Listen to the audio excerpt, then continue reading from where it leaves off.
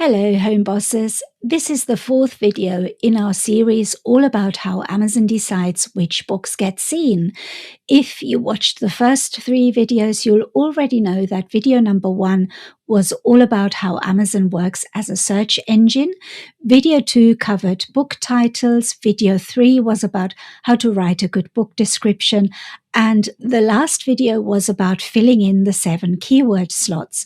Today, we're diving into Amazon categories, a small part of your listing that can make a big difference in visibility and rankings. Categories have changed since I first started publishing on Amazon KDP. We used to be able to choose up to 10 categories by contacting KDP support, but now you only get to choose 3 categories when publishing your book. So here's the simple rule I follow. Choose what your book is. Many new publishers still try to pick low competition categories where they might hit the number 1 bestseller badge. I still see people trying to get that badge by putting their books in the wrong categories, even if the book doesn't really belong there.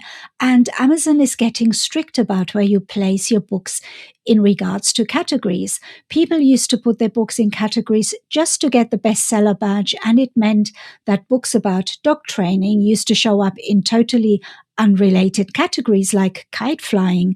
This is just an example, but it was very confusing for buyers, and Amazon are now very strict on where you can place your categories.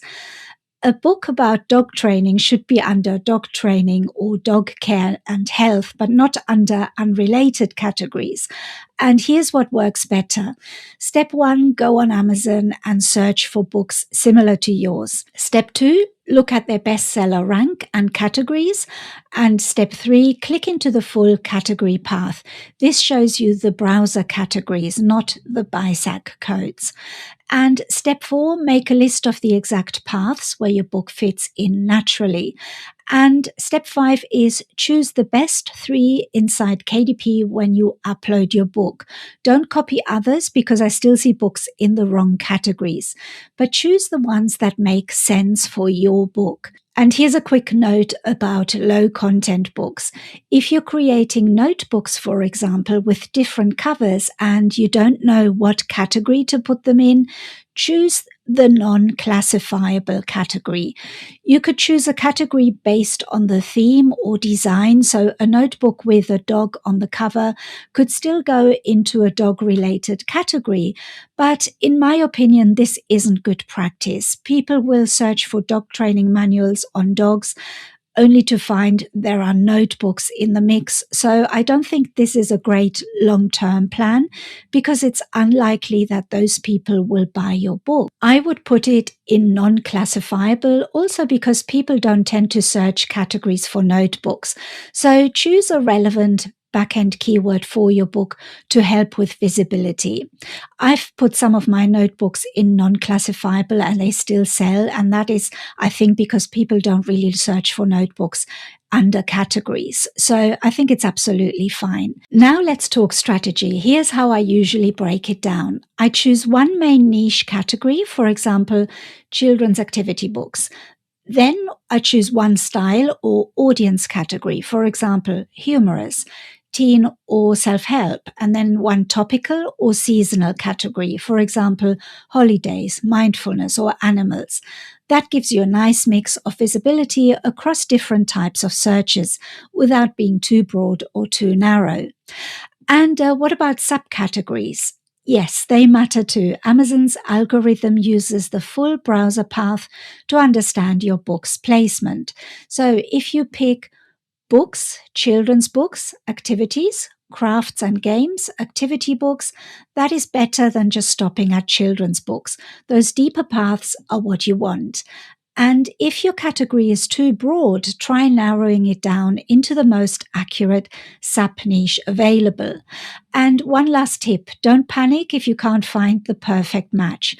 Sometimes your book fits between categories. In that case, go with the closest 3 that represent your books honestly. So you can always test and tweak over time. So let's summarize. Choose 3 categories that actually reflect your book. Use the browser paths not just what sounds right. Avoid the temptation of low competition cheats. And mix niche, audience, and style or topic, and revisit the categories regularly because you can update them later. So I hope this helped clarify how categories work now in 2026 and how they fit into the bigger picture of Amazon SEO. And remember, categories don't work alone.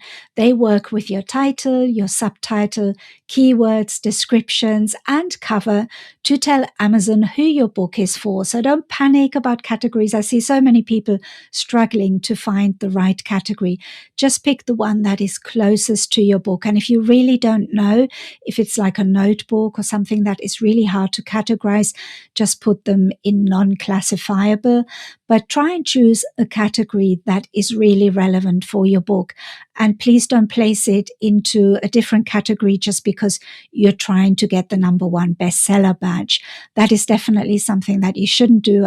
And Amazon are really not liking that. And they could possibly block your book for that. And if you'd like support as you apply all of this to your own books, I'd love to invite you to join the Home Boss Publishing Academy. It's a dedicated space I've built on the school platform, so there's no algorithm weirdness like on Facebook. And we can run live calls, we can run publishing challenges, we can talk about cover design and strategy breakdowns like this one. So we're building something really special and I'd love for you to be part of it. You can still join as a founding member for $37 a month before the price goes up. I hope you enjoyed this little series of videos that explain Amazon KDP SEO and how they decide who sees your books. And I've created a playlist with the videos so you can find them all together, and that might be more helpful to you. So thank you so much for watching. I'll see you next time. Bye for now.